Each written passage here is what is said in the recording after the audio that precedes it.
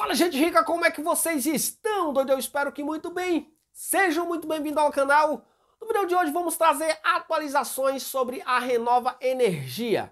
O CAD deliberou sobre um processo de litígio que corria desde 2020. É isso mesmo, desde que foi aprovado e homologado o plano de recuperação judicial da companhia.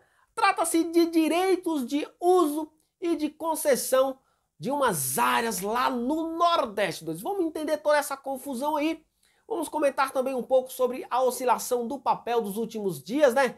Oscilou bastante nas semanas anteriores, chegou a subir 8%, depois caiu uma quirela, subia de novo, agora está ali lateralizando entre R$1 e R$1,05, tanto as preferenciais quanto as ordinárias, e as ações únicas aí oscilando na casa dos R$3 e uma quirela. Por isso, se você ainda não for inscrito no canal, já se inscreva no canal e ativa o sininho das notificações para ficar por dentro dos assuntos. Aí já deixa aquele like, faz aquele comentário top-line para dar aquele incentivo pro canal e interagir com a galera. E sem mais converseiro, bora entender essa confusão aí. Lembrando que o conteúdo desse vídeo não sugere recomendação de investimentos e trata-se apenas de um conteúdo para te deixar informado. Com a Renova Energia é o seguinte, existe uma expectativa muito forte que a empresa saia da recuperação judicial ainda este ano, mas será se seria realmente prudente a empresa sair da recuperação judicial ainda em 2024? Ou a empresa deveria esperar mais um pouco? Temos exemplos de empresas que saíram logo de recuperação judicial, se desgramaram depois, né? E temos exemplos de empresas também que se reestruturaram dentro da recuperação judicial, arrumaram a casa, poderiam ter saído da recuperação judicial, não saíram, continuaram mais um pouco, ou melhor, mais uns anos, né? E deu tudo certo. A empresa voltou a ser lucrativa, voltou até a distribuir dividendos. Estamos falando de Oi, né? Que saiu quando não deveria ter saído. E também de Eternit, quando deveria ter saído, poderia na verdade ter saído, preferiu não sair. E foi sair só depois, tá?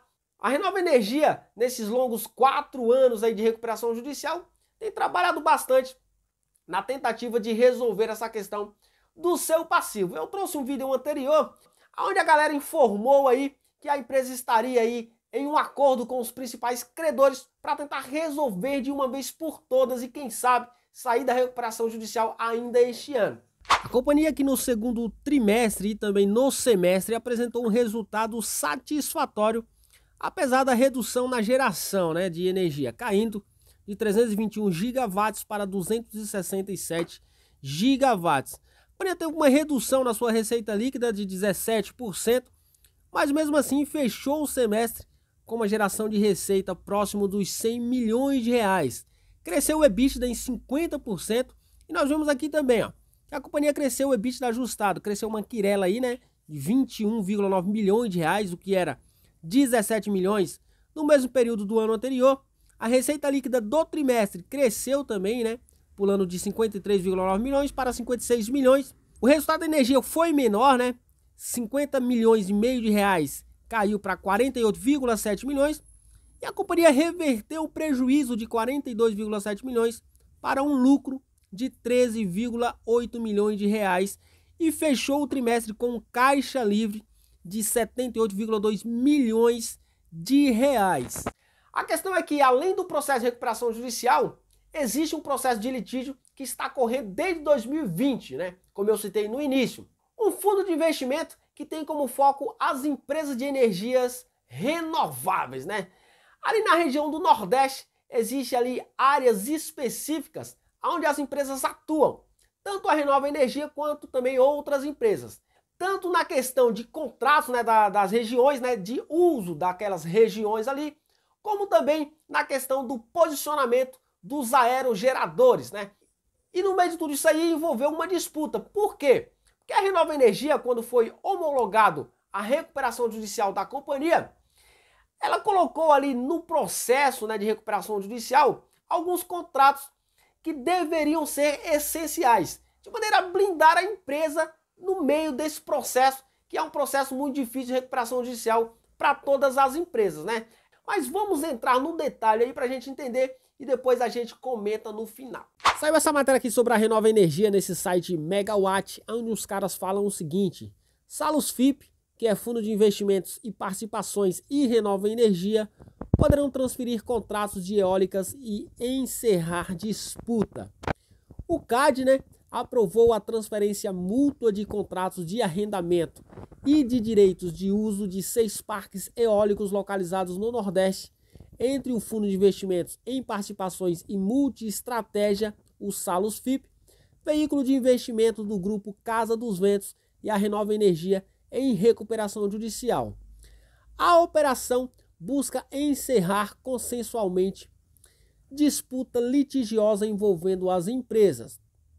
A disputa ocorreu devido à sobreposição de determinados contratos de arrendamento e de cessão de direito de uso e localização do posicionamento de aerogeradores relativos a áreas aonde se encontram os projetos eólicos. Aqui são as regiões aonde foram desenvolvidos esses projetos, Chapecó e Cordilheira, situados no Rio Grande do Norte, Arpote na Paraíba, Betânia no Piauí, Tupamama no Pernambuco e Mirangaba na Bahia, que estão em fase de desenvolvimento conforme o plano de recuperação judicial da Renova Energia. Aqui tem mais detalhes sobre a disputa litigiosa, Renova Energia e Salus FIP.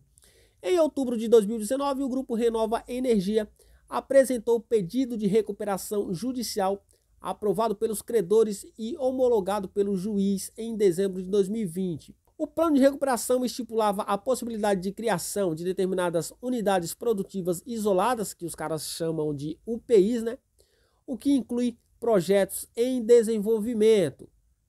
Na ação de recuperação, ficou definido ainda a essencialidade dos projetos eólicos Cacimbas, Chapecó, Graúna, Mina de Ouro, AS3, fase A, e Santa Pap 2 e 4. Além disso, a decisão homologada impediu a rescisão de contratos relacionados aos empreendimentos eólicos considerados essenciais. Em paralelo, a sobreposição de determinados contratos de arrendamento e ou contratos de cessão de direito de uso e a localização do posicionamento de aerogeradores resultou em uma disputa litigiosa entre Salus FIP e a Renova Energia pelo direito de implementar seus projetos eólicos em determinadas áreas. O imbróglio ocorreu depois da homologação da recuperação judicial, de modo que a cada notificação de rescisão contratual recebida pela Renova Energia, aconteceu a devolução de valores pagos a títulos de arrendamento e negativa de acesso aos imóveis, fazendo com que o grupo Renova passasse a requerer a declaração de essencialidade dos contratos envolvidos no âmbito da recuperação.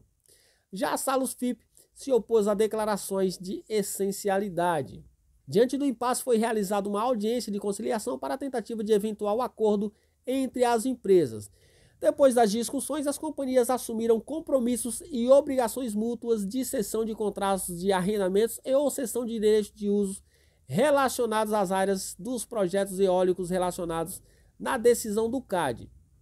Aqui os caras explicam sobre a Salus FIP, O Fundo de Investimento em Participações tem uma política de investimento em empresas voltadas ao desenvolvimento, implantação, operação e comercialização de projetos de geração de energia renovável no Brasil, tanto no segmento de geração de energia eólica, atualmente preponderante, como no segmento de energia solar fotovoltaica. Os projetos Greenfields eólicos do fundo estão localizados principalmente no Nordeste, entre os estados do Ceará e Rio Grande do Norte, Piauí, Pernambuco, Paraíba e Bahia. Já as eólicas com operação comercial estão na Bahia e no Rio Grande do Norte. Eu fiz questão de abordar o trimestre e o semestre da companhia, que no meu ponto de vista foi satisfatório, porque é muito difícil uma companhia que está dentro do processo de RJ conseguir obter números positivos, E a Renova está conseguindo isso daí. Em um momento ou outro ela acaba reportando um prejuízo, mas isso é normal, A empresa tem um longo caminho ainda pela frente a percorrer e os desafios não são poucos. Agora voltando para a questão do processo de litígio, A Renova Energia, ela colocou alguns contratos dentro do seu processo de recuperação judicial como essenciais, obviamente de maneira a se blindar dentro do processo, Não ficar sem esses contratos específicos aí. Obviamente, os contratos mais rentáveis da companhia.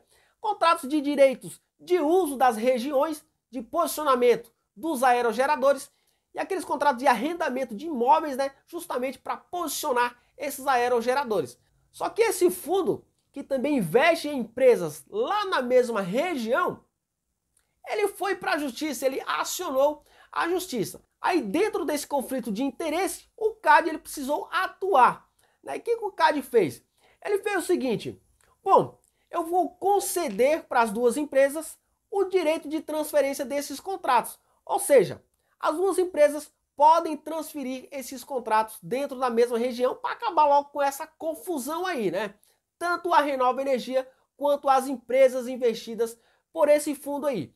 O que começou a acontecer? As empresas investidas por esse fundo, elas começaram a rescindir contratos, notificava a Renova e a Renova devolvia, né, tanto o contrato quanto também a querela referente ao valor do arrendamento, né, da alocação do espaço ali para o posicionamento dos aerogeradores e também do direito de uso das regiões.